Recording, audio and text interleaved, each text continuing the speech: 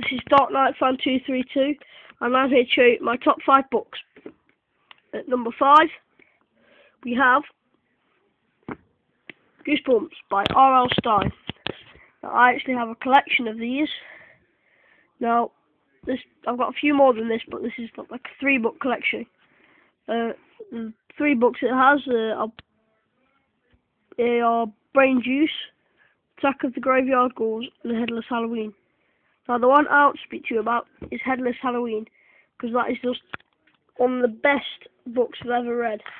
Entertaining, it's got the odd humour, and it's always got that hint that you're never going to read a book again without thinking about it, which is one quality you really need in a book.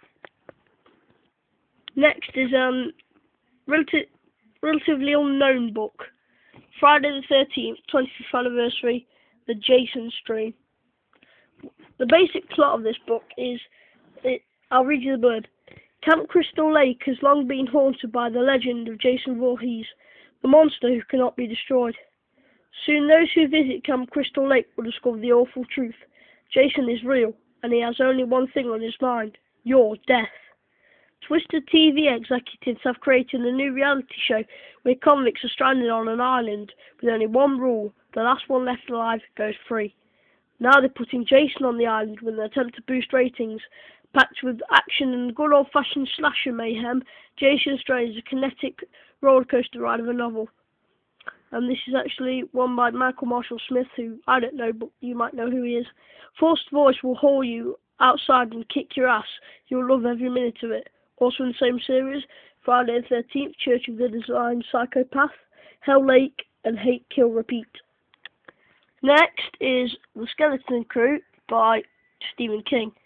This is not actually a full novel, but a collection of short stories, including the recent film, The Mist, The Monkey, an innocent-looking toy with sinister powers.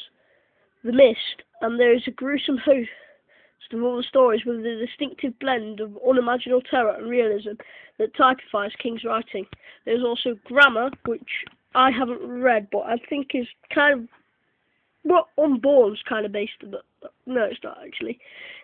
Grammar, who only wanted to hug little George even after she was dead. This seems like a really good book. I just bought this like for 50p about a week ago. This is where my dad is up to. I've read it. It's a very long book. Very, very long book. Number 2 is It by Stephen King. Yet another one. Now, the thing is, you can buy smaller versions of this, which are like, well, you can see how thick that is, about that thick. Well, this is actually like a rebought out, different, like a longer version, the original version. Also, let me read you the back. It was the children who saw and felt what made Derry so horribly different. In the storm drains, in the sewers, it lurked, taking on the shape of every nightmare, each one's deepest dread. Sometimes sometimes it reached up, seizing, tearing, killing. Time passed and the children grew up and moved away. The horror of it was deep buried, wrapped in forgetfulness, until they were called back once more to confront it as it stirred and coiled in the sullen depths of their memories, reaching up again to make the past nightmares a terrible present reality. Finally, the ultimate book, The Godfather by Mario Puzo. This is not the original, quite long version. This is actually a shortened down version of the movie. It's kind of abridged by about 100 pages. The thing is, though, it's actually a very good Marlon Brando. Some people can't believe that he actually sent, I think it was Shoshana Littlefeather, to collect the best Oscar for his actor, but he denied it because of how the way Native Americans are being treated, which I don't really have any views on, really. Let me read you the back. The Godfather. Hate him, fear him, despise him. He is King Cobra, commanding, all-knowing, supreme in his power, awesome in his wrath. This is the hard, chilling, incredible, brutal reality of the vice that this nation tolerates.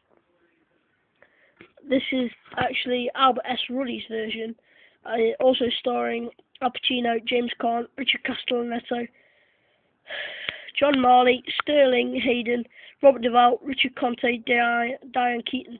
Directed by Francis Ford Coppola, from a screenplay by Mario Puzo. Now this is, as I said before, this was the book rewritten by Mario Puzo based on the screenplay that he wrote for it. But it still has all the good bits like Sonny being killed, the Bonus Zero bit at the start. Well, possibly the best book I've ever read. So, if you have any thoughts, comments, please just write them, rate, or even send me a message at darknatfan232 at YouTube. Thank you.